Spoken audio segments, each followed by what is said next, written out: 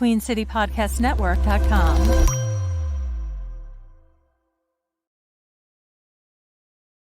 Yo, what's cracking? This your boy Rashad. Dave will be joining us in just a little bit. You know, he had his son out there trick-or-treating, so he's going to be a little late. It's all good. I want to go ahead and get started because there's a lot to talk about with these trades and the lack thereof for the Carolina Panthers. But before we get into that, man, listen, weekend was great. Nothing too crazy. It was a great weekend. All was well, man. I did go see Dave Chappelle the other day. Shout out to Dave Chappelle, man. Funny. I don't think I've spoken to y'all since that show, but Chappelle's the GOAT. Shout out to Dave Chappelle. But nothing too much this weekend. Just relaxed. Nothing too crazy. But yeah, man, good stuff. Good stuff. Hey, Grandizer, man, you won't let that die, bro. You will not let the fact that I hit the Thriller dance on Thursday Night Football against the Atlanta Falcons die, bro. I did it one time. It's never happening again, bro, unless we play again on Thursday night and it's Halloween. But yeah, man, shout out to Grandizer who won't let that die. Yeah, man, it is Victory Tuesday. Victory Tuesday. Carolina Panthers coming off a victory. Always great when you get a dub at home when the legends are inducted into the Hall of Honor. Always great, always great, always great. So I love it. Now, before we get into this and before Dave jumps on, I do want to talk about these trades. Let's talk about some of these trades. I thought it was very interesting. And again, we will talk about the Panthers' lack thereof activity.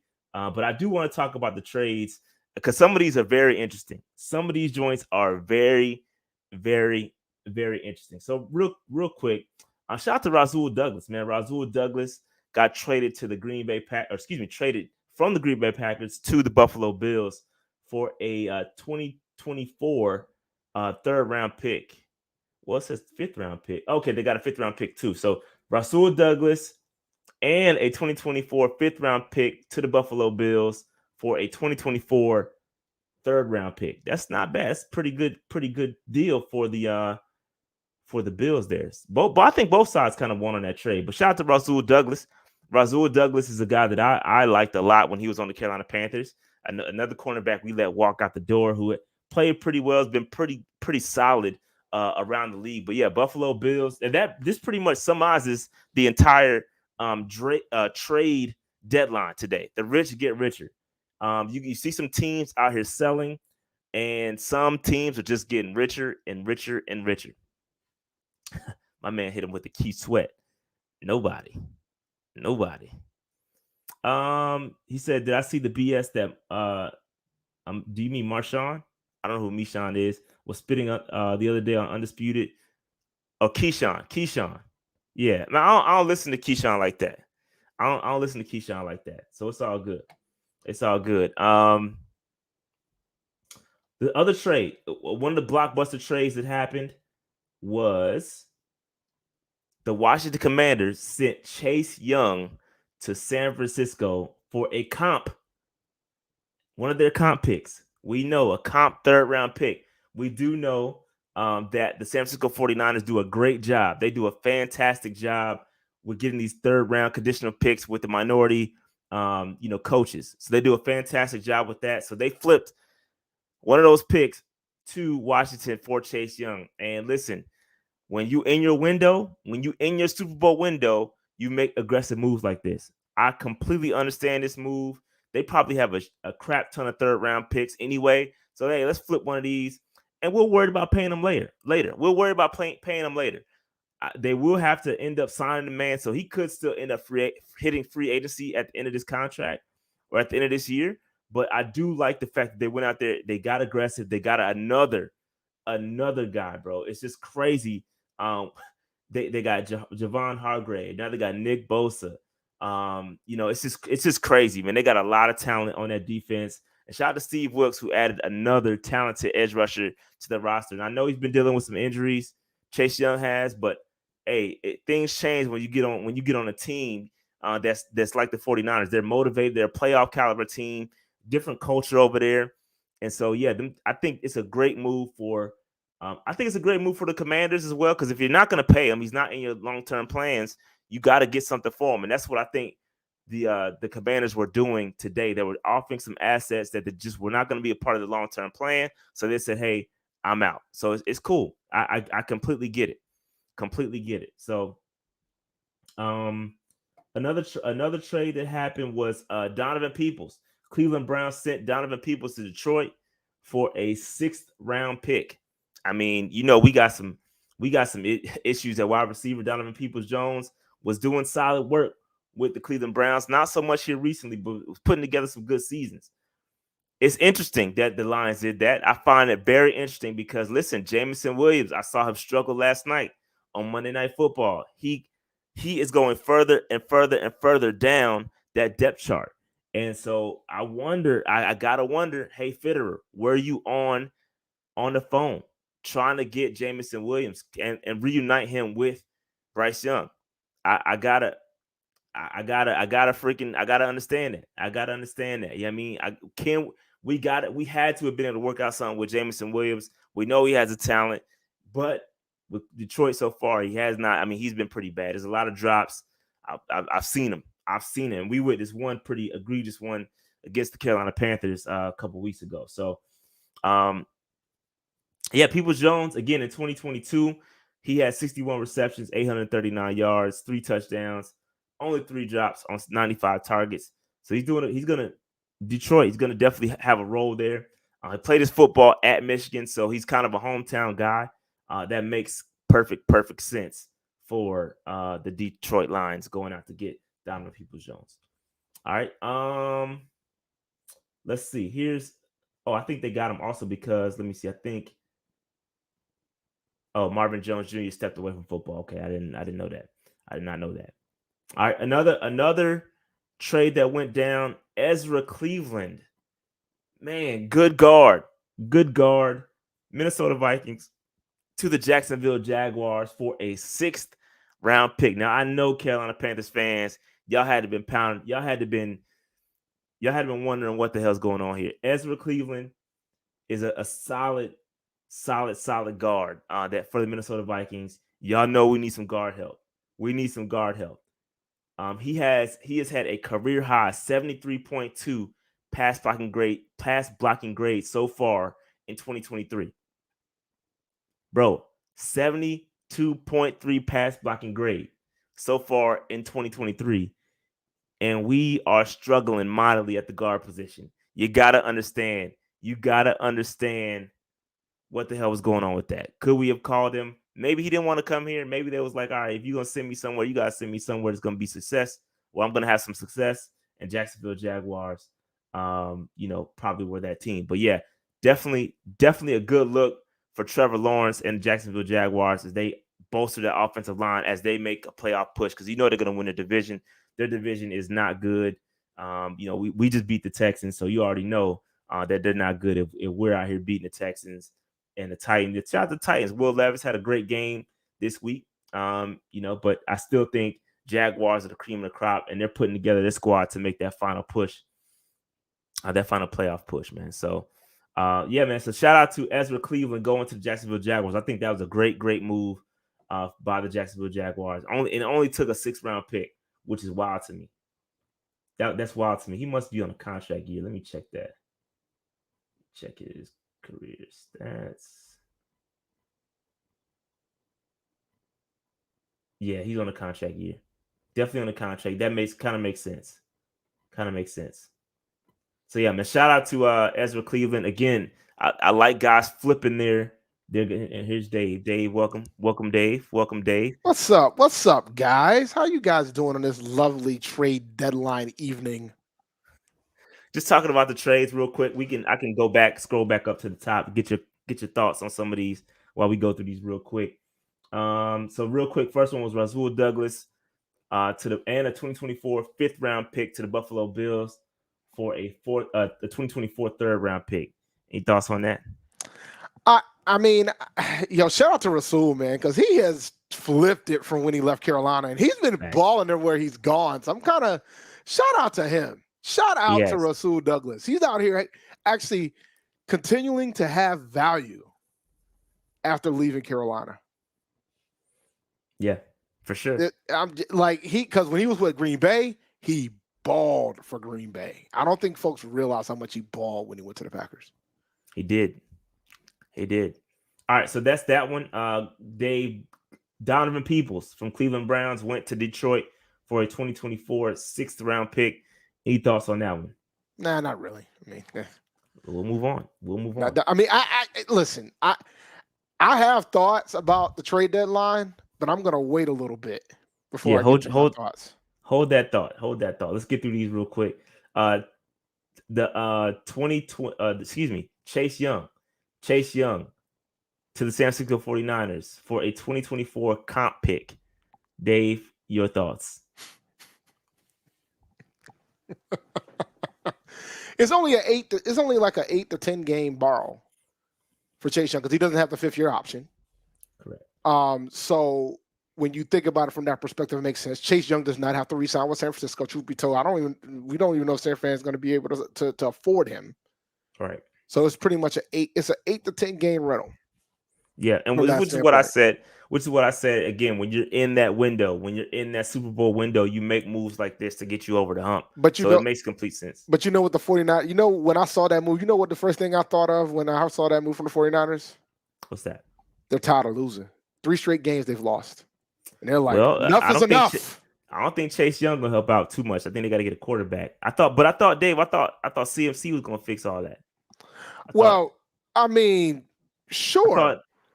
That's what I thought. That's what the people told me. Well, no, I mean, CMC is getting me a lot of fantasy points. I'll tell you that. He's been keeping me in some of these leagues. But they've lost 3 straight, and they almost had to start Sam Darnold on Sunday. And now they're questioning whether or not they should have, because Purdy's been struggling. He has been. Yeah, man, no, they definitely add another weapon to that defense, and that's what you do. Like I said, when you're in that window, the Super Bowl window, you make moves like this. And listen, their hope is that they make their defense so damn good that Brock Purdy won't matter. We've seen that in the past.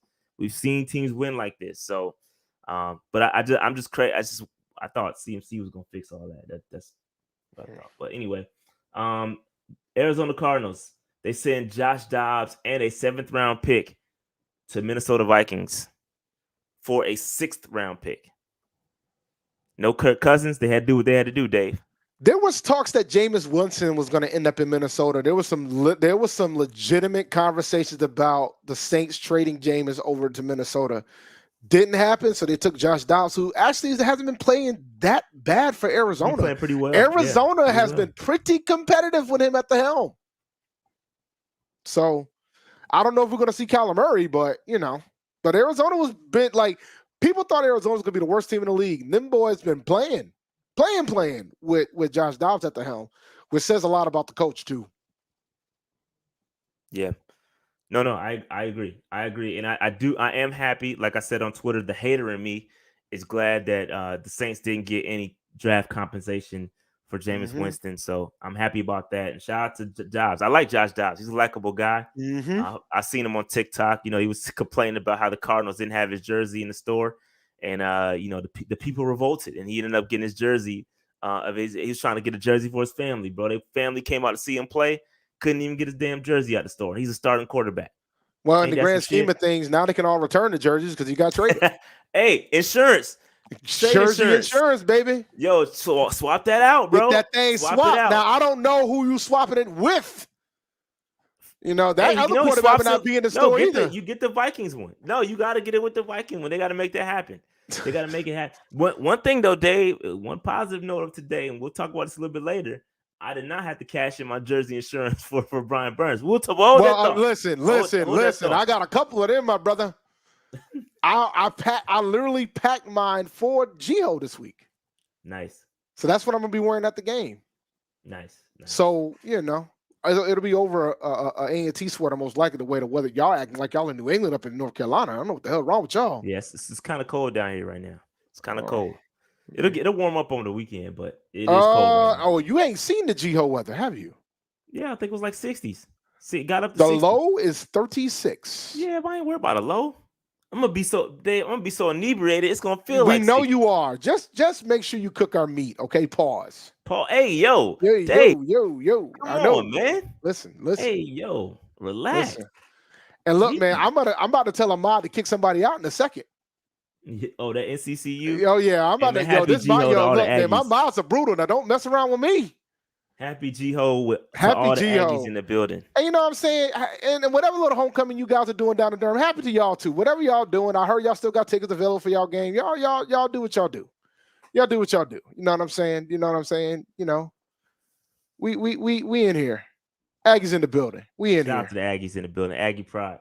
All right, so Dave, the one of the last couple trades, the Washington Commanders, they're having a fire sale right now. Montez Sweat to the Chicago Bears for a 2024 second round pick. What say ye, Dave? I find it fascinating.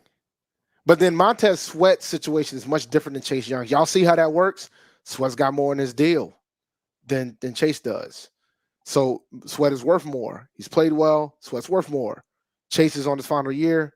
Can't get as much because there's no guarantee he's going to resign. I think that's a phenomenal pickup for the Chicago Bears. I hate the fact that we're going to have to play him in a week, in less than 10 days, less than 2 weeks from now, because that's the Thursday nighter against Chicago, if I remember correctly, right? Yes, it is Thursday night. Yeah, so like we're going to have to play that in about a week and a half from now. Which no, I think they do have to pay him. They do have to pay Sweat. This is last year's deal? Mm-hmm. That's a lot to give up then, bro. Yep. That's a lot to give up. They can tag him, but that's it. Bro, that's a lot to give up. That's a lot to give up. Maybe it's because Chase Young's had some injury challenges too. He has. Chase has been injured. That could be an issue too. Because Chase is the more talented player, but he's had health challenges. Yeah, man. Listen, availability is the best ability, and Sweat is available. Young is not. So that's true. But with Sweat, I think that there is a stark difference, because I do think the Bears can figure him in as a part of the long-term plan, because they're gonna have a shit ton of cap space. You know, they got Fields on a rookie deal. They got the other guy behind them on a rookie deal as well, so they can figure it out. They're gonna have the cap space to pay him, so I don't think it's too big of a concern. You know, they got DJ Moore on the contract for a nice little bit here, so I think they're gonna be fine regarding the cap space and figuring it out for him. So it's all good there. Yeah, man. So is that all the trades? Yeah, that's pretty much it. Contavious Street went to the Falcons. Yeah. So yes, that's that was the biggest one. Any thoughts on the Washington fire sale? I mean, I think that it's gonna. Yeah, I think they're loading up picks for their new regime, right? So I think Ron is getting ready to get the can, and so they're trying to get their new coach as many draft picks as possible, as much draft capital as possible. So I think it makes sense. Listen, I always say it. I said it a couple of times already. If this guy's not gonna be part of your long-term plan, you got to flip him for some picks. So they got a second-round pick and a third-round pick. You know, a conditional third-round pick. It's gonna be a late third-round pick, but hell, they got something, and they can flip those into hopefully another productive piece to their team. A Super Bowl appearing GM once said, sometimes the answer is always on your roster. I think their head coach is already on the roster, guys. Eric? Oh yeah. Yeah, I mean, that will make sense. Yeah, Magic Johnson on the ownership squad. So I mean, yeah, I think what's gonna end up happening is that and there's talks that Ron might not even make it to the end of the season. Bro, it's not looking pretty out there, bro. And so, I think this was the path. It happens sometimes, but this might be one of those rare occasions that the interim head coach will actually convert to the head coach. It doesn't happen that often. So this might be one of those type of situations that's going to occur if they let Ron go during the season. Ron will be able to find a job easily once he gets out there. It may probably as a coordinator or something, but we'll see. Ron's had some terrible luck from the standpoint of having this will be the second time two new owners, both of them give him the can, and that sometimes happens. You got to produce though. You got to. No, I agree. No, I agree. And yeah, Ron has his, he's all right. I love Ron. I think, and again, my only gripe with Ron was that I just felt like his time here just ran out, and that's just, it happens like that sometimes, and it is what it is. But I love Ron. I think he's a great coach. I think he's a great coach for the players. The players love him. He's a players coach. Love him. And Like so, that's the thing about Ron, man. He never, like, no matter how bad it got, like if they don't fire Ron to the end of the season, them boys are going to play for Ron till the end. Right. Straight up. Because Ron knows how to get the pulse of the team. That's something that I don't think other regimes within our franchise got. Well, maybe just one. Let me be clear. Just one. Yeah. All right. All right. So, man, on the proud, man, pursue your dreams, radiate positivity, overcome an obstacle, work hard, and love what you do, man. Stay on the proud. And again, I think being on the proud is what got us this W, Dave. We tried to remain as optimistic as possible throughout this tough times for the Carolina Panthers. And listen, we got a W finally. So and it is more than a W, my man. What's that mean? 2.5 games out of the division. Facts. With 10 to go. Facts. We right there in the hunt, Dave. We'll talk about that in the show. We'll talk about that in the show. But Dave, that's why you have to stay on the prowl. Oh, stay on the prowl. You have to, Dave. You have to stay on the prowl. You have to. But Dave, let's talk about this this trade deadline, recap for the Carolina Panthers. As you can see on the screen. About? Like what? I'm just saying. What is this moving forward? What does this mean? What is it? What do you think this means? What did us not being active at the trade deadline signify today? I told y'all. First of all, it tells me that they think they got a good enough roster to win this division. I know y'all don't want to hear that, but that's what I saw. That's what I felt. They got guys coming back.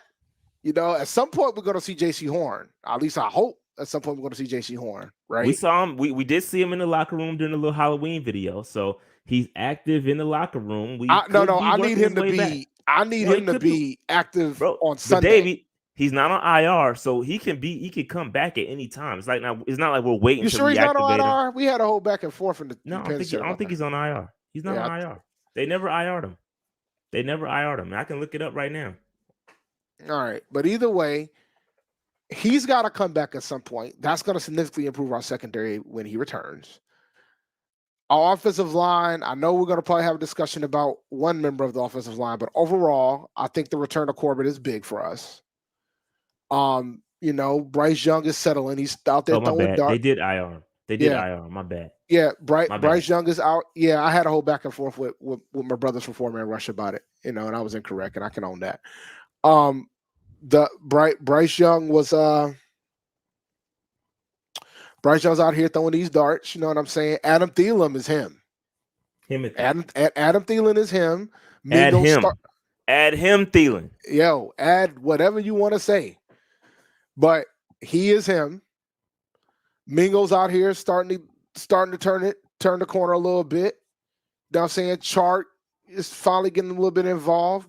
Saw a tight end appearance.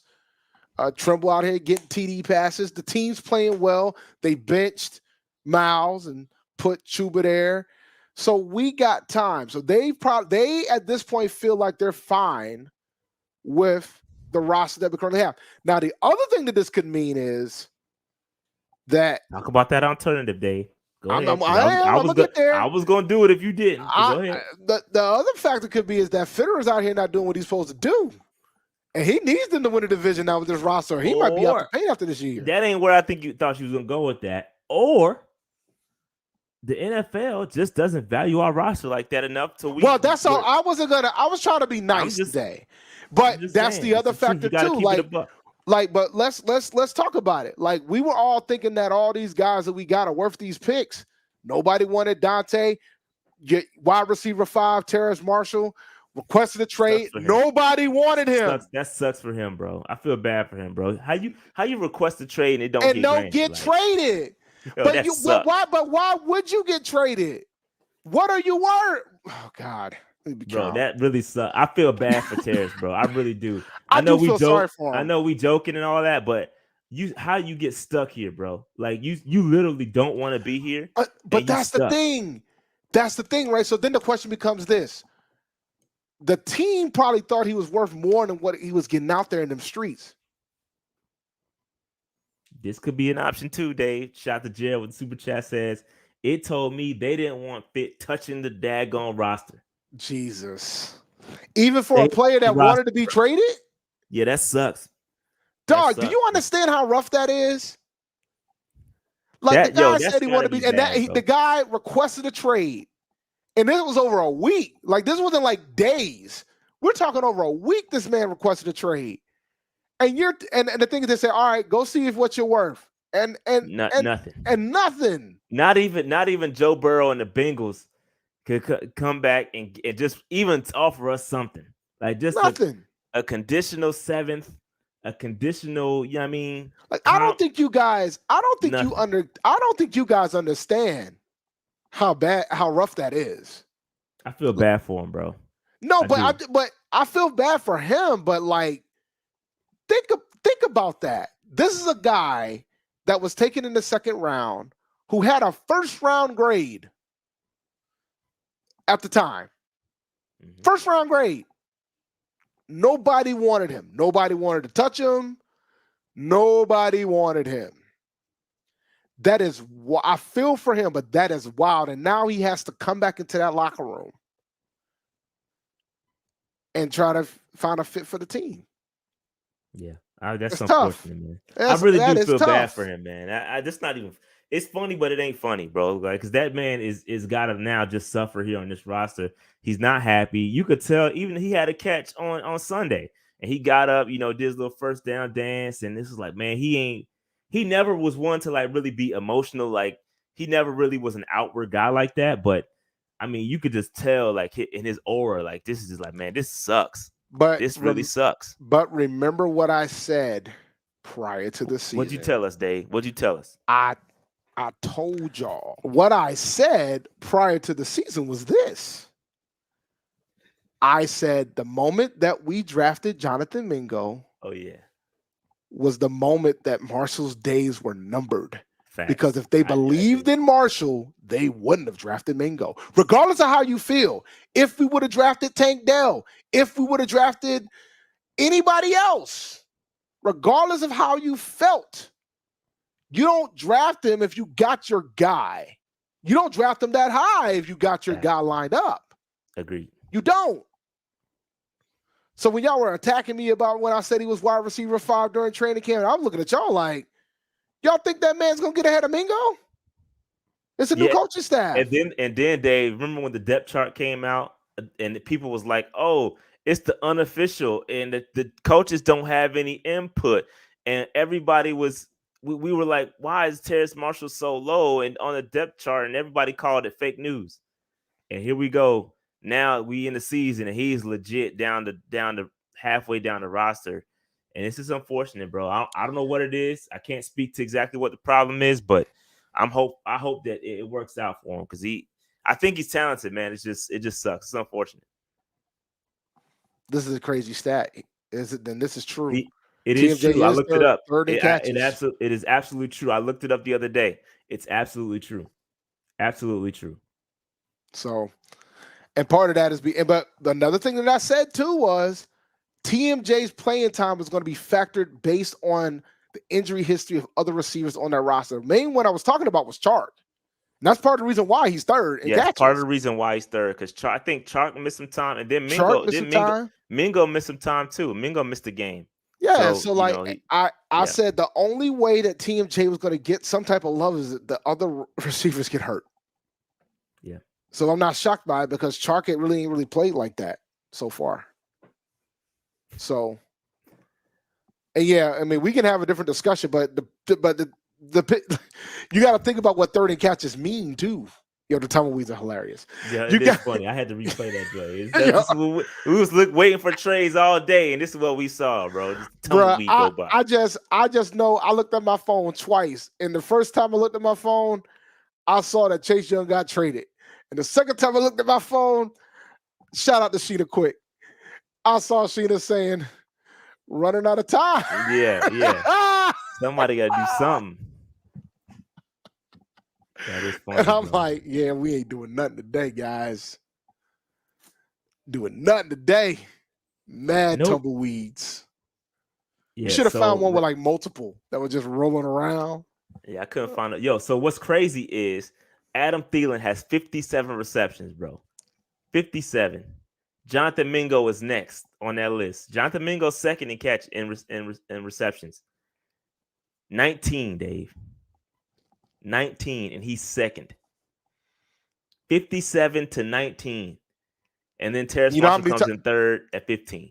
Do you know how many targets that Adam Thielen has? I could tell you. 70. 70 targets. 70 targets. Next person behind that, 34. Mingo, 34. They are peppering Thielen. So you're talking close to that's 10 targets a game. That is 10 targets a game. That is 10. It's a lot. 10 targets. That's you know what? No, you know what that is? That's a wide receiver 1 target share. It is. No, it is, but it sucks that we got to depend on him like that. And he's in the slot most of the time. That's the thing. Like he's the best slot wide receiver in the NFL. Cooking. He's cooking right now. He is cooking. We'll talk about Thielen a little bit later, but yeah, he's cooking. All right, let's move on from the trade deadline because ain't nothing really to talk about. Patreon.com/PantherNationPC, man. Shout out to my guy Preston. He is going to go with me to the Cowboys game. Dave coming with me to the Colts game, so we'll be there. Dave, I got to work on getting us some passes. I think I might be able to get us some on-field passes. So remind me to do that. I got to talk to the rep. But I think it'd be for after the game. I'm not sure, but anyway, shout out to Preston. Going to be with me at the Cowboys game, which means that I can still give away the Atlanta ticket. Unfortunately, I wasn't quite ready to do that today because I was waiting on some folks. I was waiting on Preston to get back to me about the Cowboys game, but I'll get to it next week for sure. Next week for sure, I will give away the last Atlanta Falcons game. So shout out to all the MVP folks. We appreciate y'all. Appreciate y'all for supporting this channel consistently every single month. We appreciate it a lot. All right. Shout out to our franchise folks and shout out to our free agents, man. We love y'all. Appreciate y'all. Every dollar counts, man. We appreciate it. So sign up patreon.com/PantherNationPC to help this channel be great. We're working on something pretty cool. Shout out to the Aggies in the building. I'll just leave it at that. But we're working on something pretty cool. Hopefully we can make that happen, Dave. That would be great. And if we can get it done, Patreon will be the first to get that. All right. So shout out to Patreon members. Dave, Underdog Fantasy. Yes, sir. So now listen, man. Now we up in the NBA season now, ladies and gentlemen. This is an opportunity to win 20 times your money. But in the NFL, we have this thing called Scorchers where you can win up to 100 times your money in the pick'ems, doing hires or lowers, and they also do live hires or lowers. So if you forget about putting your picks in, you can do it during the game, which is pretty awesome. So go to underdogfantasy.com and use the code PNP when you do. And just a reminder, they are doing a deposit match up to $500. Underdogfantasy.com and use the promo code PNP. Shout out to Underdog Fantasy, man. Let's keep this thing going. What is happening here? You're out of slides, sir. Can't be. Not possible. Not possible. See? Not possible. That shit said 7 out of 7. Them all? I think they were hidden. Yeah. You gotta unhide them. I'm about to say, bro, not possible. I was busting my ass, Dave. I was about to be hot. At least I get to see all the slides before. So yeah. That's typically you don't. So there was a time where I used to see him. I'll hold off on the rest of them. We'll close this for now. Don't let them, remove this. You do this. Do this in the background. Do that in the background. All right, yeah. Let me close it. I already closed it. You did it. My all bad. Right, yeah. Go ahead and close it. But nah, man. So I hope you guys had. And by the way, I tried to talk to you guys prior to the season about the weekly winners. Since why you just is done, I'll talk about Underdog Win More. I've been trying to talk to you guys during the season, prior to the season, about the weekly winners when it comes to best ball drafts. So weekly winners, you can get paid every week based on how your team performs versus waiting until the end of the season. You draft a team and then you make money and you could potentially win some money. I hit pretty big on weekly winners last week. Really good. Pretty much made all my money back from the season, which was pretty awesome. Cannot complain one bit. But nah, man, but definitely check out Underdog Fantasy from that regard. I mean, I think it's a good product. I think it's fun to play. And they do not just NFL and NBA. They do some college football, college basketball, golf, MMA, boxing. Speaking of boxing, bruh, did you watch any of that fight? I did not watch it. Ngannou won that fight, bruh. Not interested. Why? Couldn't catch my attention, bro. Why? That man almost beat that man pretty much beat the heavyweight champion of the world. I was watching college football, man. I feel you, man. I had to go back and watch the fight. When I saw that he knocked out Fury a few times, I'm like, oh, yeah, he might have to win this joint. I'm feeling technically it was said Terrace Marshall, but Terrace Marshall only played like 4 snaps or something like that. So that does not count. That gets thrown out. You got to play at least, I say, 90% of the snaps to get on this highest graded slide. But shout out to Adam Thielen, man. I would have been fine with 75%. More than 4. You got to play more than 4 snaps.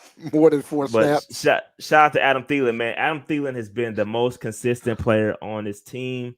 Without him, and I said this on Twitter, without him, I am afraid of what Bryce Young would look like, bro.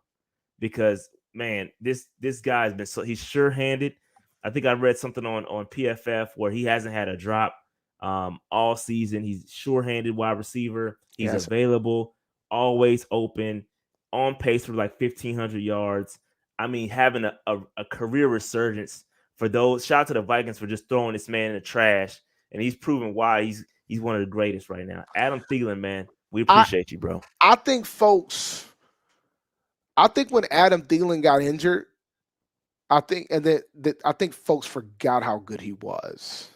And then getting Justin Jefferson doesn't hurt either, right? And then they drafted Jordan Addison, who, my God, and KJ Osborne's pretty good too, because people don't realize Jefferson's out right now.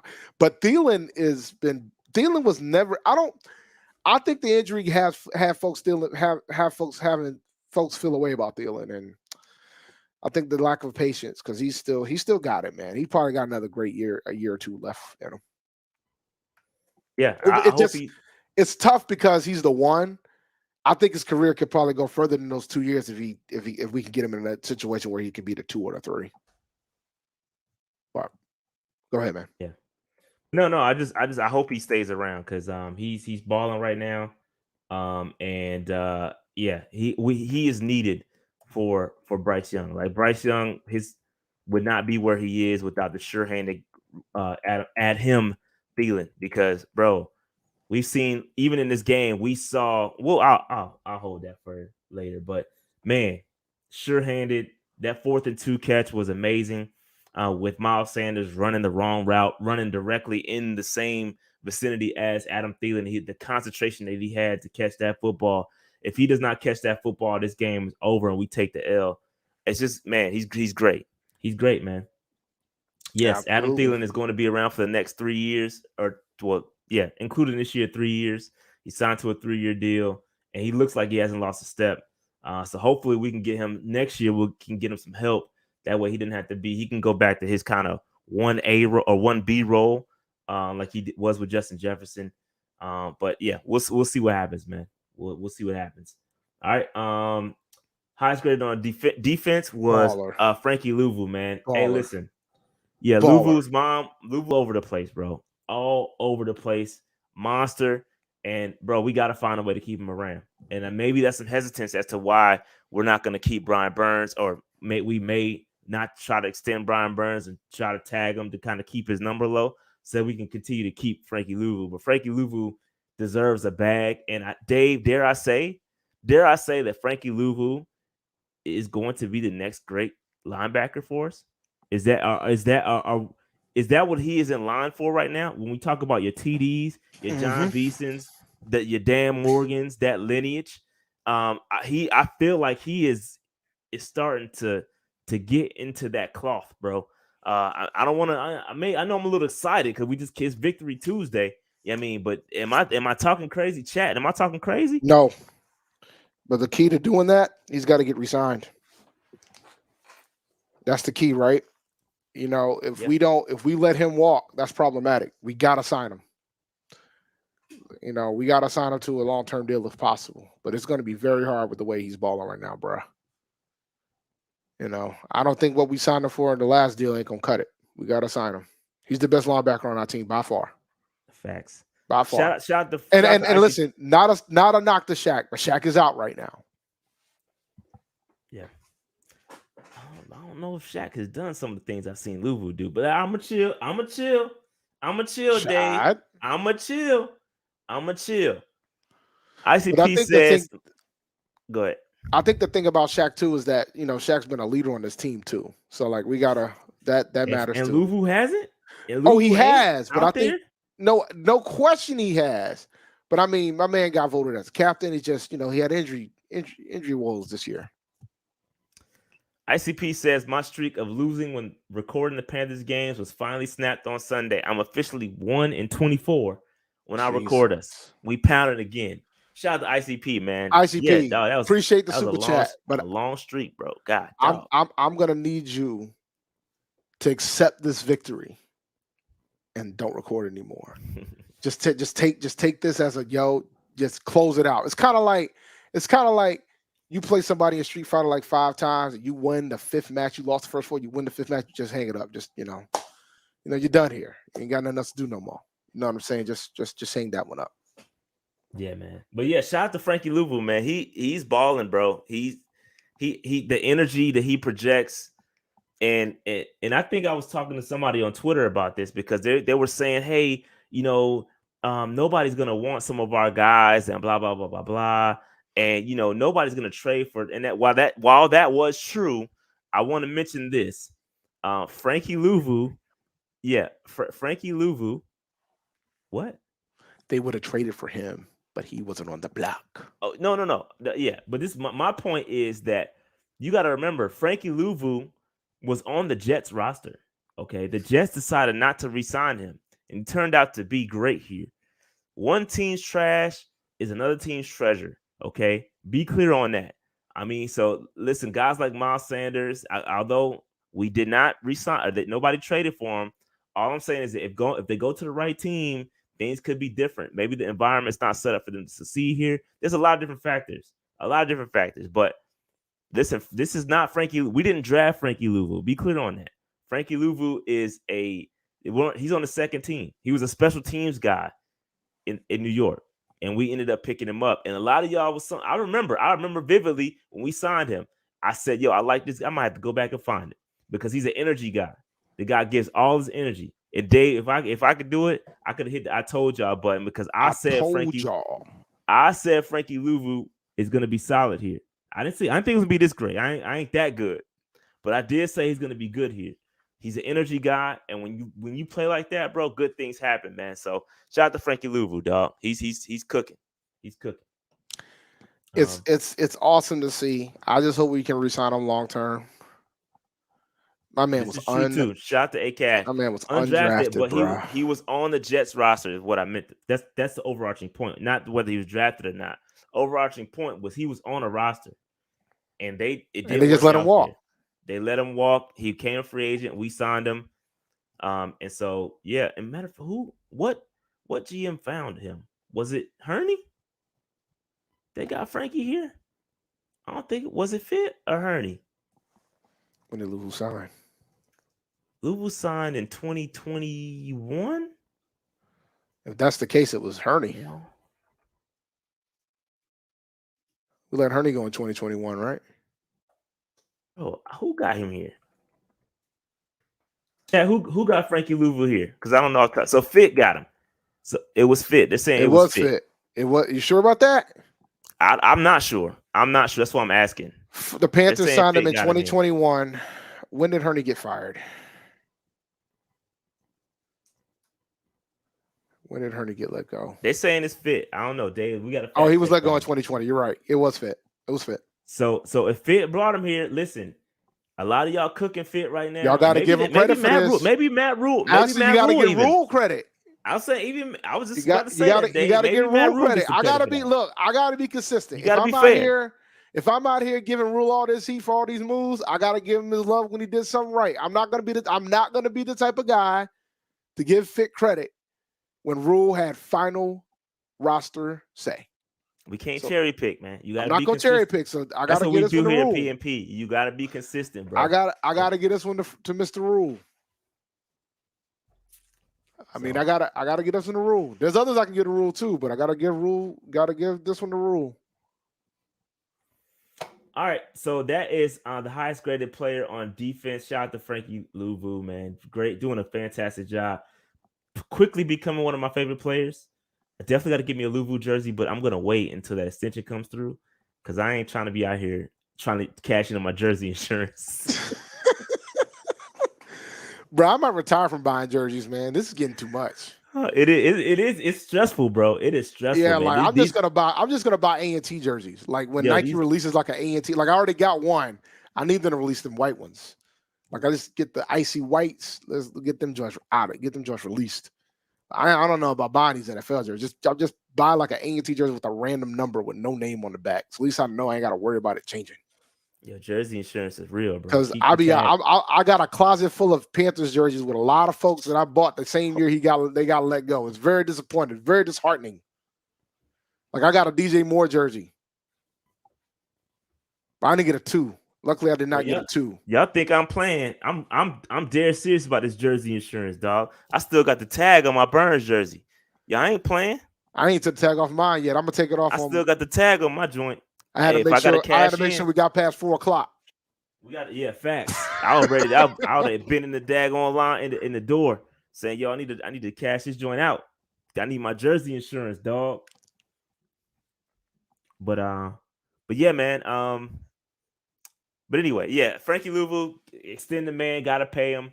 A lot of guys on defense about to get paid. Frankie Louvu, Derrick Brown, Burns. It's a lot of guys about to get paid, bro. So it is what it is. Okay. All right. Let's keep it moving. Offensive line. Here's the offensive line PFF grades. Listen, we talked about Icky. Not good. Not good. The pass blocking, 33.4 grade. That is his second grade in the 30s. To his credit, he's had 4 games in the 70s from a pass blocking perspective. So he's been better than he's been good more than he's been bad. Okay. But when it's bad, it goes really, really bad. He doesn't have like a mid game. It'd be bad or it'd be good. You know what I mean? So shout out to Icky. We gotta see more from you, bro. We gotta see more from you. The run blocking is there. The run blocking is there. If we were able to run the football every single down, we'd be great. We'd be great with Icky. If we can run the football every single down, Icky would be great. I feel like we're kind of square peg, round holing Icky. I got something for you to do some. Icky Irving. Jesus, come on, man. So here's my thing. Shout out to Mike Wall, former Carolina Panther, former Green Bay Packer. I guess he kind of broke down what's going on with Icky, and I haven't watched it yet. But based on what the brothers from the 4-man rushes said, is basically in a nutshell is that he's utilizing his athleticism and not actually using his technique and not his technique and fundamentals. And so now I can't pull it. I can give Icky heat from that standpoint, but I also got to look at camping. Camping, catching strays. Listen, man. Real. Your job as like some of this is on Icky, right? But it's also on coaching. Because as a coach, you're supposed to give him the fundamentals. I thought we had an all-star coaching staff, Dave. No, listen, but Camp has been here. So let me be clear, right? So from that standpoint, Camp is going to get some of this heat. It's not inexcusable for Icky, but Icky's utilizing athleticism more than his fundamentals. And that's what an all-pro guard is saying. And he kind of shooed away he should go to guard talk too. I think he needs to stop. I think he needs to focus more on his athleticism and not his fundamentals. Yeah. So we'll see. He's got to be better though. We invested. No, he's got to be better. Don't get me wrong. He's got to be better. But if you're trying to use your athleticism, that's why you're seeing the inconsistency. Yeah. You know what I'm saying? You out here, some games he's got 70s in the pass block and 30s in the pass block. That means so it kind of makes sense when you think about it. It would depend on who he's going up against, right? So let me see where I can look it up real quick. which defenders he was going up, because he was getting beat bad, like speed, power, like he was getting just knocked over, bro. Like it was not good. The film on Icky was not good this in this past game, bro. So he's got to be better. We invested a high draft pick on him, and we needed to work out.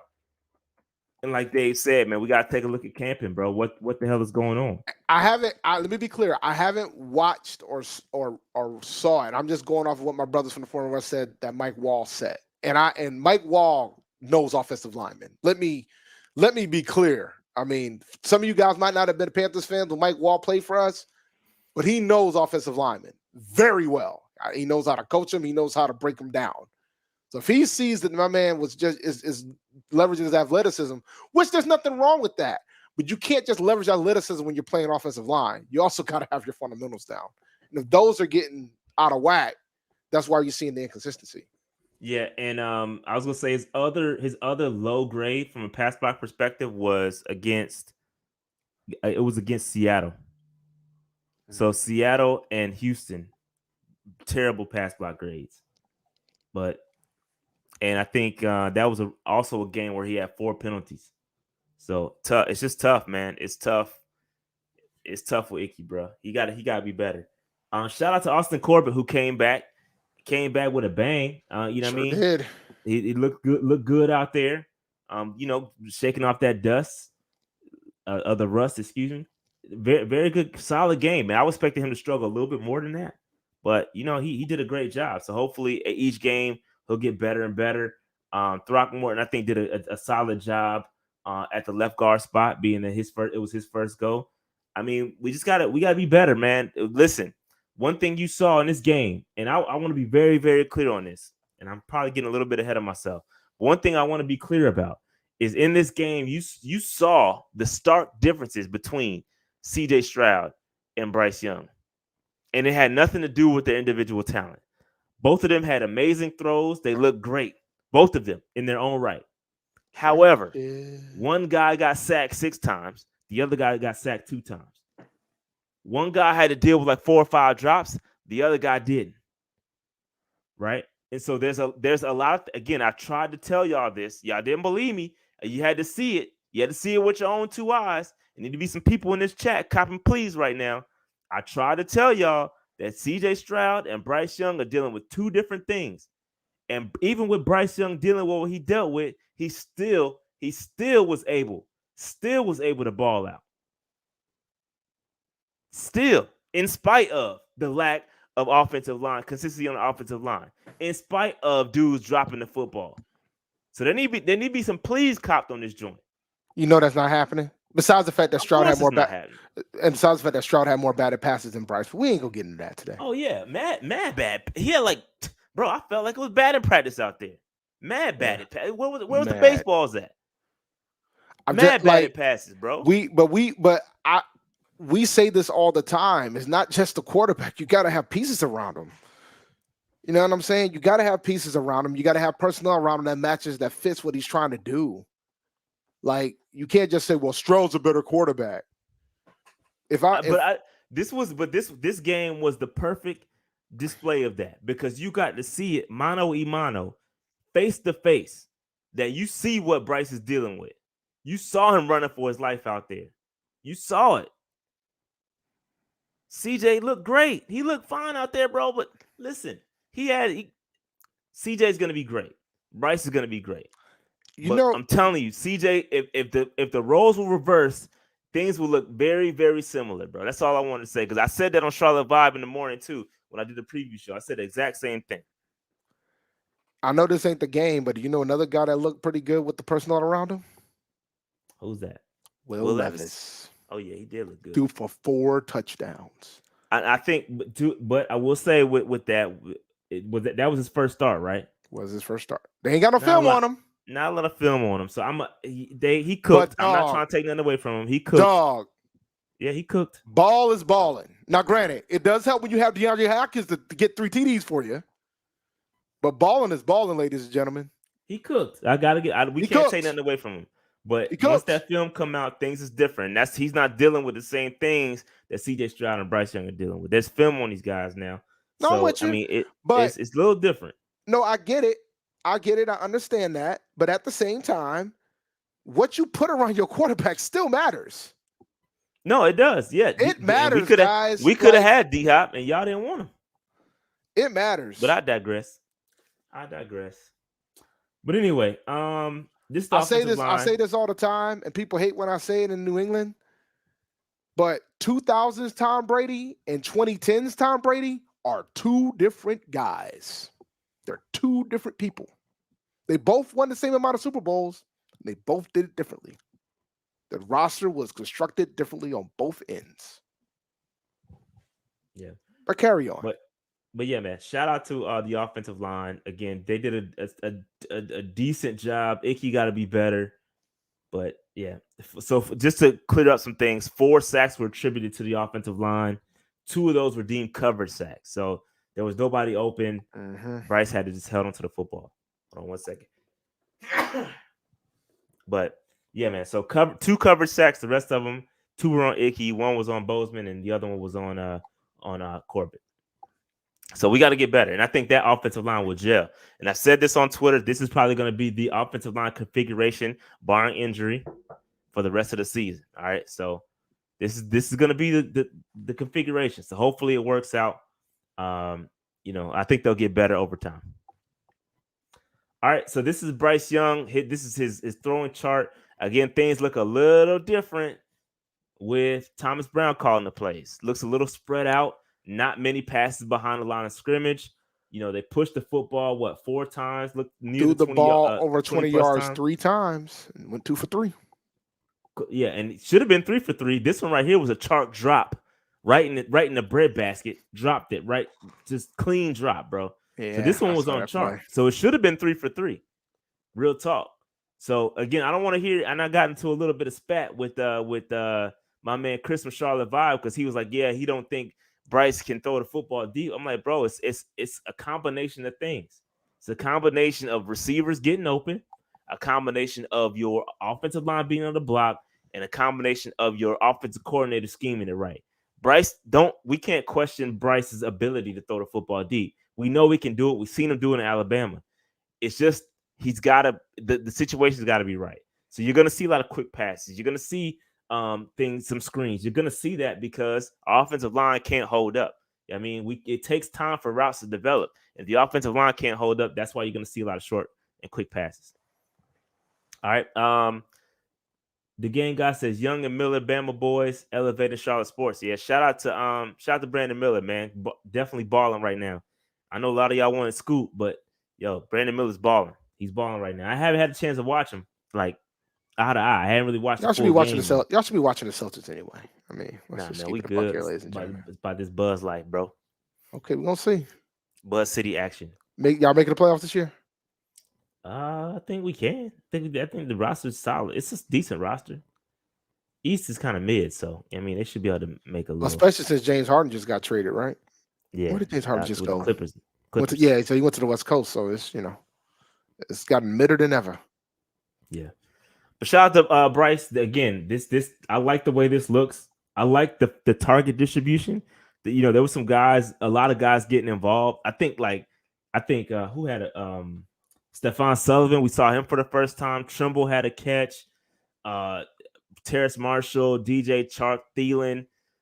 Everybody had catches, bro. So the target distribution, it wasn't necessarily even, but a lot of people touched the football. So that's good to see as well. All right. Moving on. A little bit of context. Again, we still can't get anybody to separate. Bro, all this must be skewed by the daggone Miami Dolphins, because the league average, bro, we can't get anybody outside this ring for some reason. Trimble, shout out to Trimble with Trimble's the only one. He's right there at the league average, a little bit above the league average, but everybody else, man, DJ Chark not separating, Mingo not separating. The thing that Chark not separating is so fascinating to me, because he's supposed to be the speed guy. Chark's supposed to be the speed guy. You know what that also tells me? What's up? You got to work on his route running. Separation and route, bro. Like, I don't think folks realize how important route Yeah. running is. There's a reason why Thielen's able to do what he's able to do. Yeah, and he's being at the age he is. He's a good polished route runner. Again, that's what we're missing on this squad is somebody that can get open outside of Thielen, with good route running, and we need somebody that has the combination of speed and route running ability. That's how you get like your Waddles, your Tariq Hills. Those guys are so nasty. Tank Dell. Those guys are nasty downs because they can run routes and they fast. When you get that combination of Scary, hands, bro. route running, it's just it's Scary. crazy, and speed. It's crazy. That's what we need on this roster. We don't have it. The wild thing is that I'm looking at Hurst, and I can see why Trimble's about to pass. If he hasn't passed him already, it's going to pass him. Bro. Yeah, and when you do get your target, you drop it.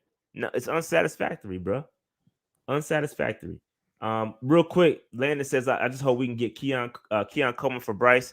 Bro, that would be a boy. Keon Coleman for Florida State. Boy, he's a baller. Boy, he's a baller, Dave. Unfortunately, Keon Coleman is going to go in the top 15, probably top 10 by the end of the season. He's balling.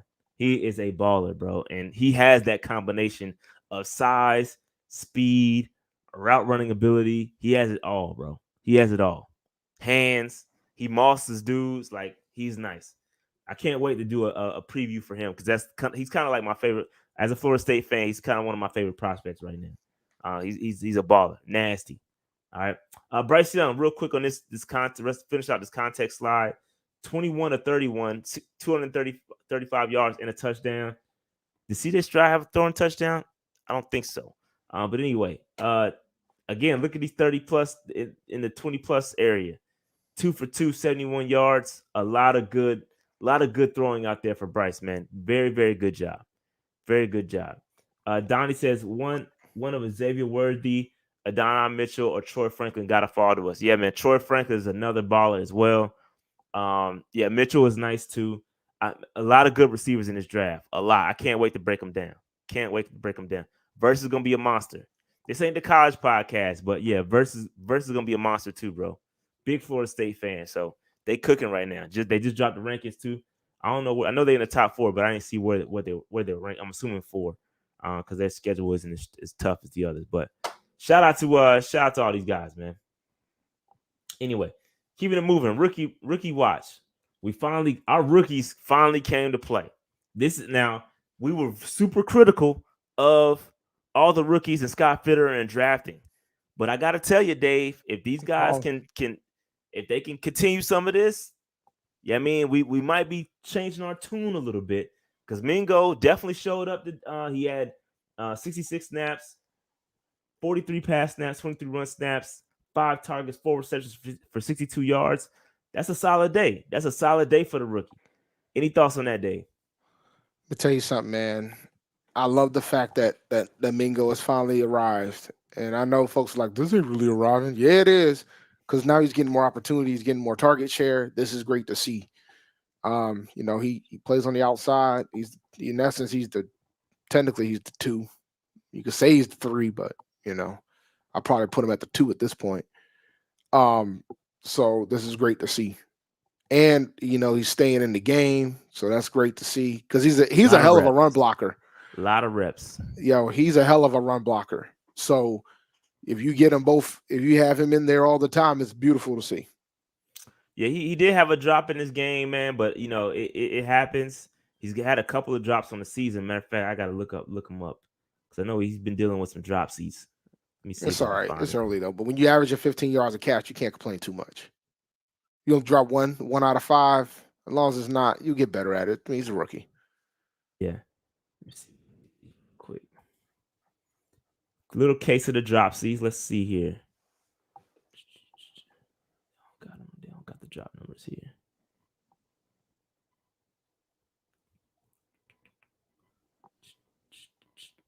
Dang it. They don't have it in the stats I'm looking at. All good. Never mind. But anyway, he'll get better. He'll continue to get better. And I like where he's heading. He's heading in the right direction. I like, bro, when he got in open space, he looked like he was ready to do some damage out there, bro. But gotta keep getting the football. All right. Here is DJ Johnson. So DJ Johnson, had a tough out from a grading standpoint, but he did have a really good tackle that popped out on film. Out of 29 snaps, 8 pass snaps, 17 run snaps, and I do believe Justin Houston went out, and I think DJ Johnson had to play a lot, which is a lot more than they anticipated, which is why his grades are probably down because he played a lot of snaps. But I know we're very harsh on this pick. This one's going to probably take a little bit longer than we like, especially at his age, but we'll see. We'll see if he can get it going. He's the same age as Brian Burns. You know that? He is. We out here not playing Brian Burns. What that got to do with DJ Johnson? Nothing. Just want to remind folks that we need to pay Brian Burns. Yeah. Just a reminder. That's all. Yes. Shout out to Carlo. He said Houston went down with a hamstring, so that's not gonna be good. Yeah, that means DJ might be getting more playing time. Don't do that. Don't do that. I mean, he is old, Joe. It's a fact. I get it, but look, man. They're already gonna take a couple weeks for the man. You ain't gotta call him over at the same time. I'm age shaming, Dave. You're age shaming, man. That's what you need to quit doing type of stuff like that, dog. You gonna be old one day. Matter of fact, you already are. I am old. You are. You older than him. I am older than him. That's a fact. No, let me fact check that. No, you are. I'm pretty sure. I know I am. Let me just double check. There's no way he's 41 years old out here being in the NFL, man. He ain't no kicker. He can't be out here playing that type of position at 41. Oh yeah, I am older than Justin Houston. Damn, you absolutely are older than Justin Houston. Got him by mad years too. I know you do. Old too. I know you do. Y'all gotta stop the madness, man. That's a stressful job being in the NFL. You gotta relax. Anyway, Zavala did not play. So he's still dealing with that neck stinger. Hopefully he comes back healthy. And then we got the debut of Jamie Robinson, who Dave hit that button. I told y'all that Jamie Robinson was gonna ball out, didn't I? Didn't I tell you? I said when he gets on the field. I'm glad he finally joined the show, man. I really am. When he gets on the field, bro, he's gonna be solid. And he was very, very, very efficient in what he only got 12 snaps, played 3 pass snaps, 9 run snaps, 4 tackles when he was out there. Out of 12 snaps, Dave, 4 tackles and 12 snaps. That's damage, bro. Mm-hmm. That's damage. He did a great job out there. Look at his grades. 60, 66 in coverage, 65 overall. Bro, that's a solid, bro. It's a solid day at the office. I told you. It's going to be a problem. Jamie Robinson is going to be a problem. He is. Shout out to ICP says, with the job Evero has done, I'm giving him a grace period with DJ Johnson, all rookies on defense. So that's fair. Look at this grace cast coming back. Look, we get a win, and now y'all want to give everybody grace. I like that energy. Look, man, listen, man, we got an emotional fan base, bro. We do. Like, all I had to do was put up the fact that we were 2.5 games out, and all of a sudden we got more hope than folks do at church. More hope and faith than we've seen in life. But we're gonna see, man. The next 2 games are very winnable. So we're gonna see. We need to have 3 wins before we go into Dallas. I'll say that. Yeah, Dallas is gonna be a tough one. It's gonna be a tough one. But anyway, all right. Stock up, stock down. That was the rookie. Shout out to the rookies, man. They're coming along. I think this is a good period to kind of evaluate them, get them some reps, see what you have in them. But stock up, stock down. Frankie Louvu, we talked about him earlier. Monster. His family was in the building. Balling. I mean, I ain't too much more to say, man. He's definitely a beast, man. Keep him around here, extend him, do what you got to do. Now I do got some stock downs, but some folks got to catch this heat, Dave. First one, Hayden Hurst. We already talked about him. We talked about him with his 1.4 yards of separation. Like, I mean, his job is done. I think, we got to have a discussion about some of these free agents that we brought in this year. This is on Fitterer too, by the way. And I think they all going to show up too, matter of fact. Yeah. They all going to show up. This was on Fitterer. Let me be clear. This is on Fitterer. So, but nah, unsat. Considering we brought you in to wait, unsat. Move on. Yeah, man. Who's next? Yeah, man. No, we can't move on like that because it's not just that, bro. It's if you look at the the number of snaps, like he's falling down in target share and snap share. Tommy Tremble's stepping up. Tommy Tremble's look good. And again, I like how this coaching staff, and I believe that Thomas Brown, I think this is a doing of Thomas Brown specifically because, hey, I'm going to work with the best guys out there. It's not just about who we brought in and who we paid. It's about playing the best guys. And so when you see guys like Tommy Tremble and Chuba Hubbard get the bulk of the snaps, bro, that's just is what it is. That's dope. That's dope that guys are. It's not about who got paid. It's about who's playing the best. And Sullivan back too. And that's a great point. Shout out to Stephon Sullivan who got a a catch. And again, yep. And shout out to Carlo. No block, no rock. That again, that's a part of it, bro. If you're not gonna do what you need to do, you don't need to be out there. You don't need to be out there. So you could be upset all you want. And I heard he was a little upset complaining about his usage. And then when you get an opportunity, you don't catch the football. That's unsatisfactory, Hayden. You gotta do better.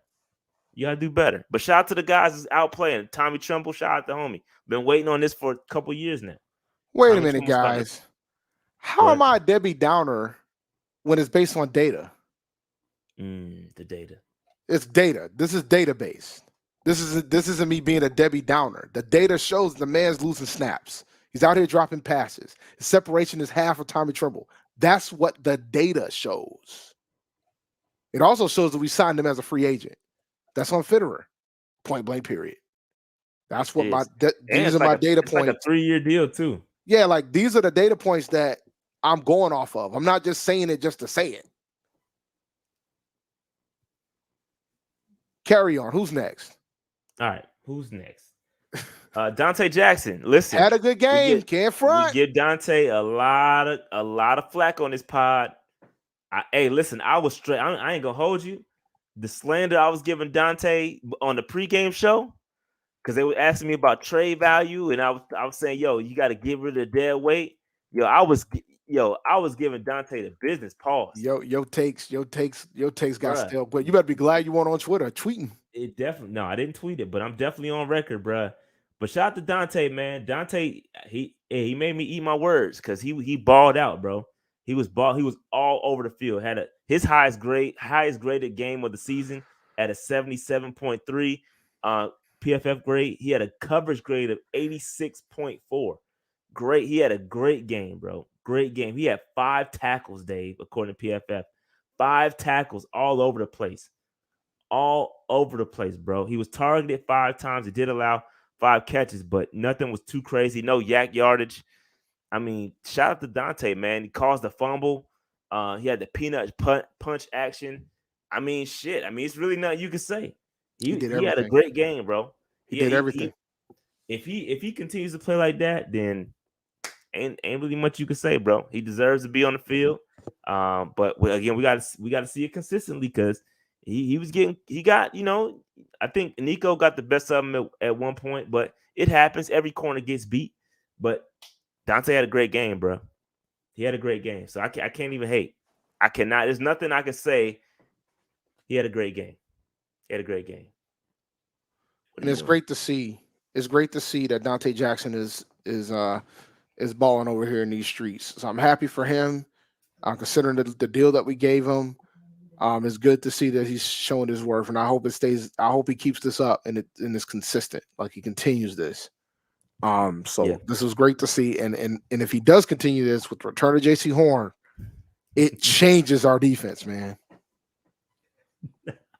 Nah, Carlo does a great Dante Jackson impression, yo, and it was playing in my head, yo. He says that like Dante Jackson, and it's hilarious. It sounds just like him, bro. But shout out to Dante. He was like that for real this time. For real, he was like that. He had a hell of a game, and I can't even hate him. I can't even. You gotta hear it though. I should invite him on the show just so he could do it. I should send Carlo the link just so he could do that impression because that shit is funny. But anyway, shout out to Dante, man. All right, Dave. We talk about another free agent acquisition, Dave. Miles Sanders, bro. All right. I'm not gonna press no. I told y'all for this because I gotta own this one. I have to apologize. I have to apologize to my fantasy brethren. I have to apologize. Oh, you gave him fantasy advice on this one, Dave? I did, bro. I thought that he was gonna get the bulk of the work I thought that he had the opportunity to get $1,500 all-purpose yards. I had him down as a sleeper, and I was incorrect. I was wrong. I was dead wrong. I hope we can get out of his contract as soon as possible because we don't need it. Like Chuba. Chuba's taking the job already, and Rahimothy. and Raheem Black here. I was this close to putting mid Sanders on this joint because, bro, what he's getting paid, and it goes back to what I be saying, bro, about these running backs. Dave, hit that button for me one time. I told y'all. Yeah, you paying these running backs, bro. Like I have to listen.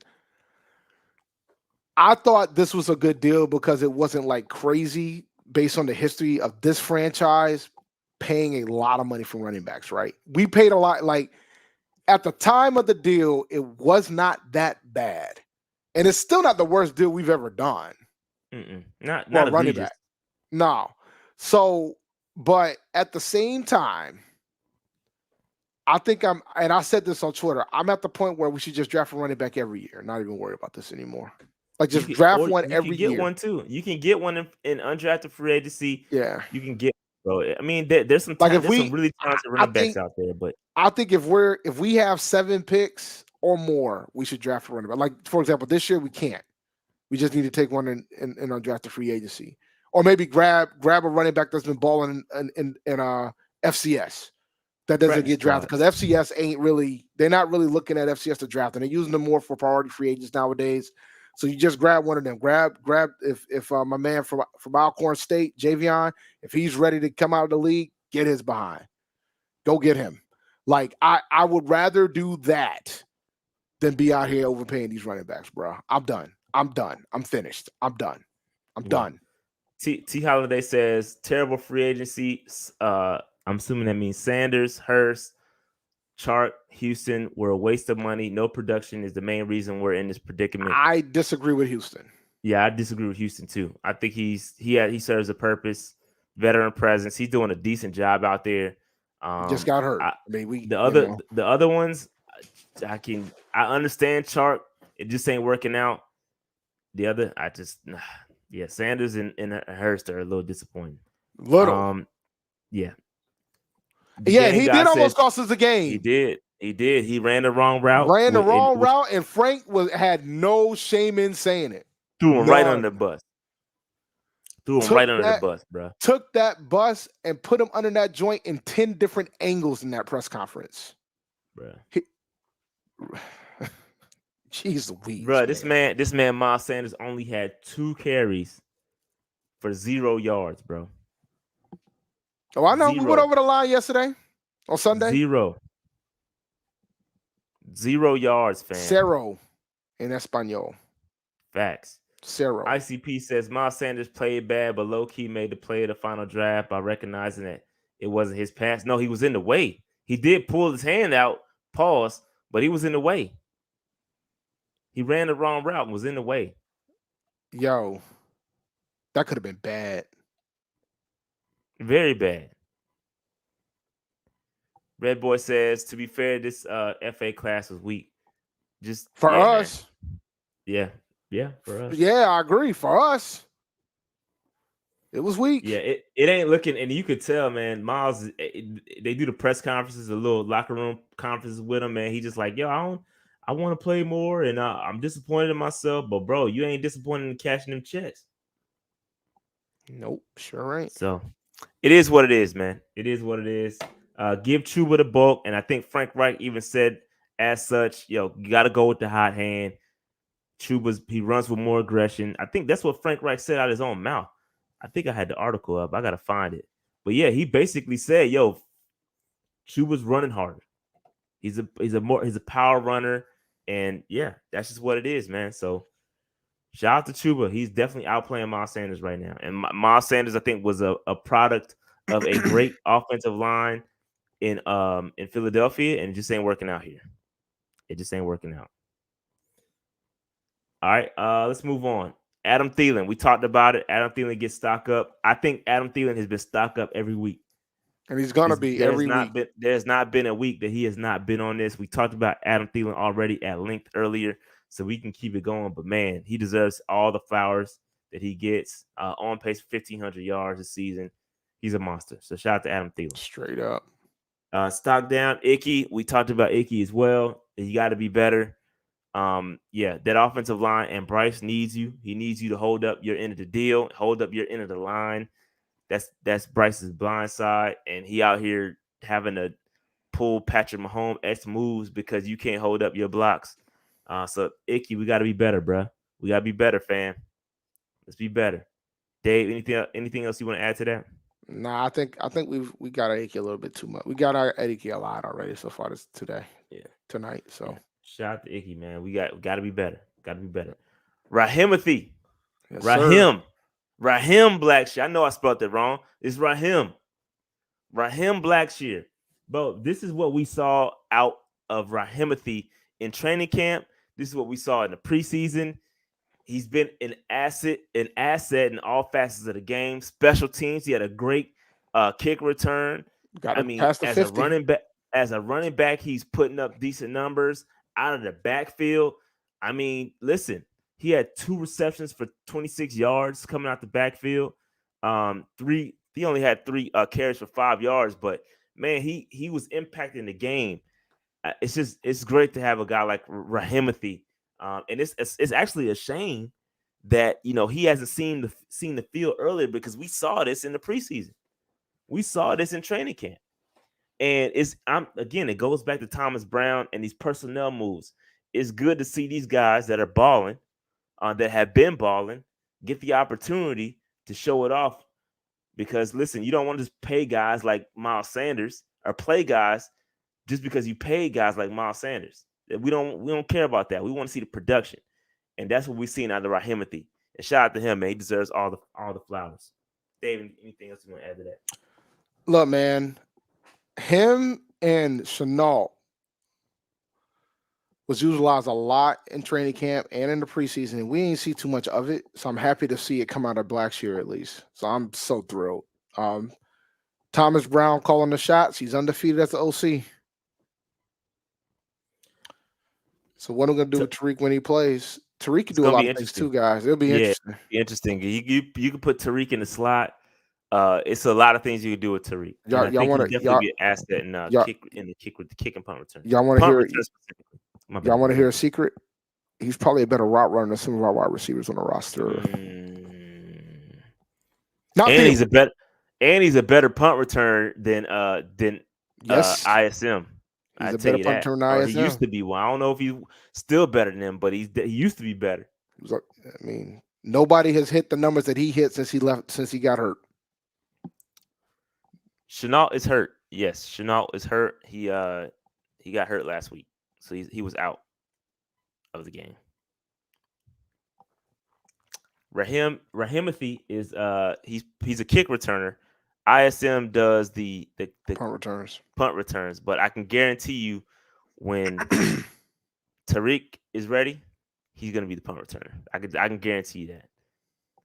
What happens to Miles when Tariq is active? Great question. There was some talks that they were trying to move Miles. Don't know how accurate it was. They didn't do it. They tried and failed. I think the league knows what Miles is. The league knows that he ain't worth what we paid him. We good. They was like, we good. They was like, with that super chat, we'll give you a 7. It's like, we'll just take a 7th, and they still said no. That would be wild. Right there, man.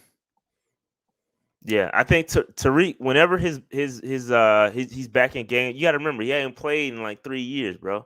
Mm-hmm. Like, it's been a while. I think it's gonna take him a little time to get right. But I think he's close, though. I do. I honestly do think he is close. He's a problem when he ready, bro. For real, believe that.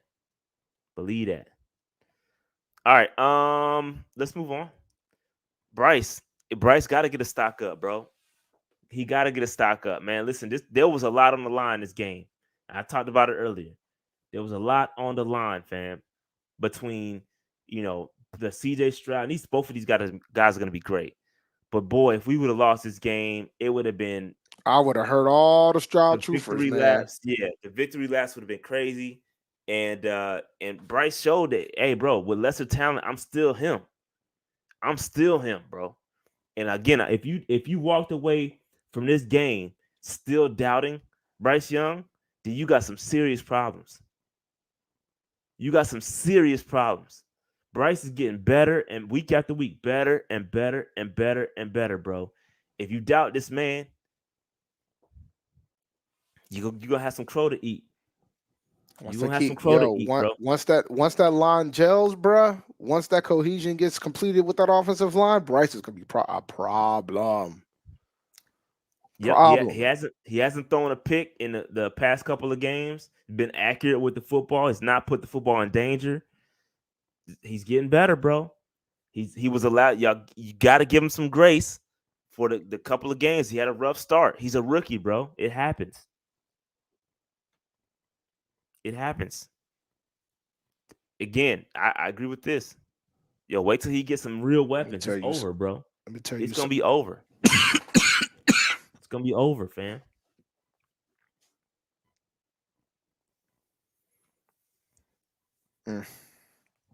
Yep. Facts. Yeah. He's the game winning drive. This is his first game winning drive that he manufactured. It was great, bro. He had a great game, man. He had a great game. And I'm telling y'all, this was the game for him to do that. I hope he can tap into this Bryce. Pretend like it's CJ Stroud always going against you. Because he was different. And again, you can attribute to the play calling. It was a lot different in that game. It was a lot different in that game. It looked good, and I'm here for it. It's good. Not to say there won't be any bumps in the road in the future. Like, he's not going to be perfect every single game. But these past couple games is getting better and better and better. I said, arm sleeve Bryce is different. That what we rolling with? Let's do it. That's what it is. Whatever it takes, bro. That's what we rolling. Keep getting these dubs, man. Keep getting these dubs. Yeah, we're 1-6. That's true. Shout out to Matt Skinny, Seahawks fan. You're right. We're 1-6, but we don't really. That's not the point. It's not. The point is that we drafted a quarterback number 1 overall, and he is who we thought he is. We 1-6. We have a lot more issues than Bryce Young. That's the least of our problems. That's the point. While Bryce Young is on the screen, it ain't got nothing to do with Bryce as an individual talent. You know what I mean? So, how about they focus on winning that division? Seattle's got a shot, though. All jokes aside, they got a shot. I mean, they can either be a divisional champion and have a home game, or they could be a wild card. They'll probably make the wild card. But we could probably win the division, even at 1-6. I've seen Panthers teams fight to the end. This could be an opportunity. We're about to find out how. We'll see if the slow start thing is a thing with Mr. Frank Wright, because if he hit that button, Dave. Hit that button, Dave. I told y'all, and Dave didn't tell y'all that. I told you the slow starts was a daggone right thing. I told you, but hey, listen, I'm not victory lapping and saying, yo, we about to go 11-6. Hell no, I ain't even saying that. But the thing is, we don't have to have 11 wins to win the division. I told y'all. I told y'all that, and I hit both buttons at the same time by accident, but I told y'all that. I said, look, we ain't got to have to win 10 games to win this division. Dog, the first place team is 4-4. The 4-4. We there. We literally there. We got so many games left. Those guys got buys. I mean, you're talking in essence, we're 2 games out. In essence, we're 2 games out with 4 divisional games remaining. Yep. Yeah, before you get in that rant, Dave, because I think it's a valid point. Before you get into that, I did want to give, this is the last one I have, is the coaching staff. You got to give them props. Yep. Kudos to Frank Reich for recognizing that his play calling was not it. He handed the reins over and was emotional about handing that game ball over to Thomas Brown. That was dope. I think that was genuine. And I think he doubled down on that in the press conference, that he's happy for Thomas Brown. I think it's all good things. I think it's a great move. Listen, for a guy that probably would never and has never turned over play calling duties in his coaching career, that was tough for him to do. I believe that was really tough for him to do. You know what I mean? So he did it, and it's all for the better. And I was right. They hit that thing one more time, Paul. I told y'all. He said in his press conference that with him giving the play calling duties over, he was able to focus on game management. I got on this podcast and I said that right after the game was over. I said that. You could tell that the clock management was better. everything.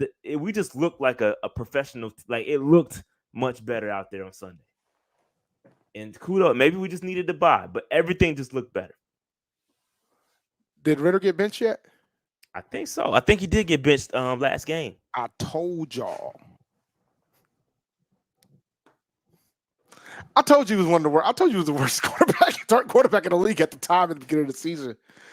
Hey, where's Big Low Country at? Tell you how much I paid attention to the rest of the league on Sunday, but I was flying home. Big Low Country, where you at, buddy? How's Ritter doing for you? Hey, we can't do that just yet, Dave. Right now. No, why not? No. Why not? No. Look, I do not care. I do not care. Oh, Ritter has a concussion. He had a concussion. Well, don't worry. If Taylor Heineke comes out there and start balling, it's gonna be a long concussion. Extended concussion. It's gonna be an extended. Don't put that on that man. Don't put that on that man, bro. Protocol might just take a little longer than anticipated. You know what I'm saying? You know, sometimes that can happen when another quarterback starts playing well. Facts. All right, Dave. Real quick, I do want to get back to your point because you were right. Talking about the end of the season or like moving forward, we got to put some W's together.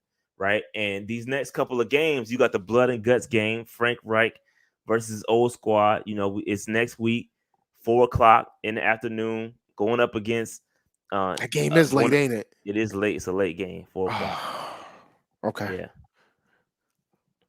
Yep. So it's going to be a great game. I know they got Garner Minshew right now, but that's still a talented squad. They put up a lot of points. I think it's gonna be a good old fashioned slobber knocker at the bank, and I'm excited for it. I mean, we got to put some. Winning is contagious. We saw that last year with this squad, with Steve Wilkes at the helm. We started to put together a couple of wins, started believing in ourselves, and I think that's what's about to happen with Carolina. These, like Dave said, these next couple of games are winnable.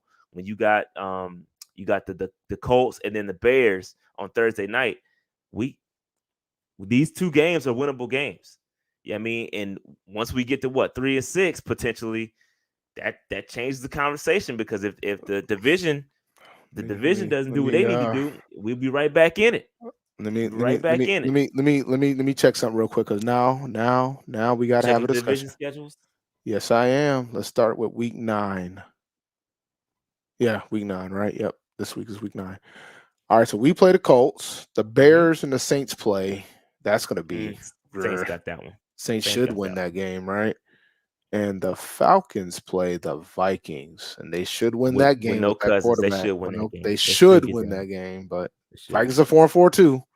But the Falcons won't have their quarterback either, right? So if Ritter's still hurt, but I've been on the record about Taylor Heineke. You view that as an upgrade, then, huh? I do view that as an upgrade, unfortunately. So the Falcons can still mess around and win that game.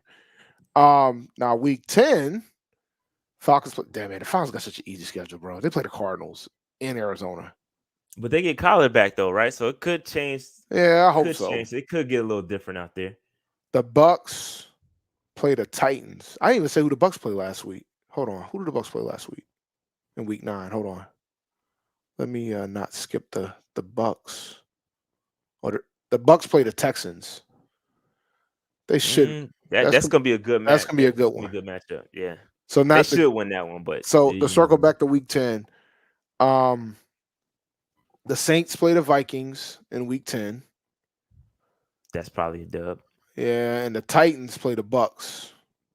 That's probably and the Falcons play the Cardinals. Oof. Yeah, we gotta win the next. We gotta win the next 2 to keep pace.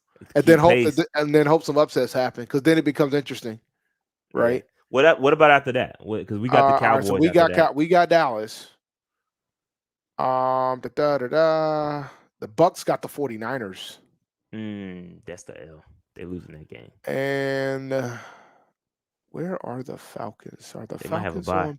The Falcons might be on bye, and the Saints might be on bye. Yep, they're both on bye.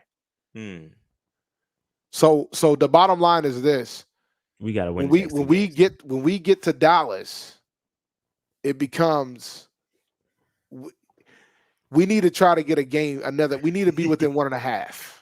Yeah. So we need some craziness happening between some of these other Johns. Yeah, because Dallas is gonna be a tough Dallas is going to be a tough game, even though it's going to be at home. That's going to be a tough game. That's an away game, Dave. No, it says Dallas at. It says Cowboys at Panthers. Yeah, but that's going to be an away game. Stop, man. That's Look, just true. If we're 3-6, maybe they won't sell their tickets. Relax. Maybe they already sold. Maybe they'll buy them back. Maybe they'll yank them back or something. Maybe we could do some NFL fraudulent something. I don't know. Just get your tickets back, guys. Yeah, I mean that's how you start 0-6. That's the penalty. Then after that, we got week 12 is Thanksgiving week. So we got a division. We got Saints Falcons playing each other. The Bucks are playing the Colts, and we play the Titans, which might be another rookie versus rookie matchup. It might be Levis versus Young, depending if Levis keeps playing. It'll be kind of hard for them to go back to Tannehill if Levis keeps playing well. Could be. So, but yeah, so it's we got some interesting paths ahead of us right now. We got some work to do, bro. We just got to keep winning, bro. Just keep winning, and I think. Again, I'm not looking for us to go 11-6. That's not what I expect moving forward. Is let's just salvage the season, right? Let's just keep pushing, make this a respectable season. Let's make it even 9-8, 8-9. Let's kind of work towards that and see what happens. You know what I mean? So I think if you look at the schedule, I think it's plausible. Like there's nothing other than that Dallas game. That's really the toughest game left on the schedule because everything else is division games. Those division games are tough in themselves, right? But they're winnable. Like nobody in our division is like they're not. Nobody's world beaters in this division. That's why I thought we should win the division. Yeah. Like I mean, Ritter and injury and everything else aside, I always felt like from a talent standpoint, we could go up against anybody in that division. I felt that way before the season started, and I still feel that way because nobody's pulling away. If you're within 2-3 games with 10 games to go, you got a shot to win the division. I mean, shoot, one year we won the division within the final month of the season, and we're like 3 games out of the 3 games out. So like you can win the division. We can do it. We gotta string some wins. We'll see. Only time will tell. With that said, man, ladies and gentlemen, I don't know if we're gonna get a Colts. I would like to get a Colts preview, because I don't know if it's gonna happen because it's G-Ho week, but and if it does happen, you ain't gonna see me. I'm gonna be in a suit. I'm gonna be in a suit Thursday night. Because the Colts, Frank Reich, they don't really like Frank Reich like that, and so I kind of want to get their opinion on it. But and shout out to my guys from the Colts, they're really good over there. I rock with them. But anyway, that being said, man, make sure you hit that like button, subscribe button, notification bell, get in the comments. Let me know what's good, man. Happy G-Ho to all the Aggies in the building. This is not a Panthers strike. We Aggies, and so it's our homecoming week. We're gonna be lit. We gonna be in Greensboro on Friday. I'll be there Thursday. I don't know about. I'll be there Thursday. Yeah, we should have set up a live show. I just thought about it, bro. It'd have been too crazy to get a venue. It'd be impossible to get a venue unless you do it Thursday. Unless you do it Thursday. And even if you do it Thursday, practice. They text me. They asked me to come to practice. Yeah, I'm gonna show up in a suit. Like I might show because I got two events going on Thursday. I'm going to the shop. LeBron James gonna be there to do his taping of the shop during G-Ho. And then I got a ticket to that. I didn't get a ticket to get a haircut, but I got a ticket to the event on campus. And then I got a donor event to go to Thursday night that I'm gonna pop my head in and go say hi to the chancellor and talk to some other folks, and because this is his last hurrah, because we get a new chancellor next year. So I'll probably walk up in there in a suit and talk to the boys. Dave ain't capping. Dave ain't capping on anything. I'll take pictures for you. All right, I'm about to be out of here. Make sure you hit that like button, subscribe button, notification bell, get in the comments, all that good stuff, man. We up out of here. Holla at y'all. Keep pounding. We out. Stay on the prowl. Peace.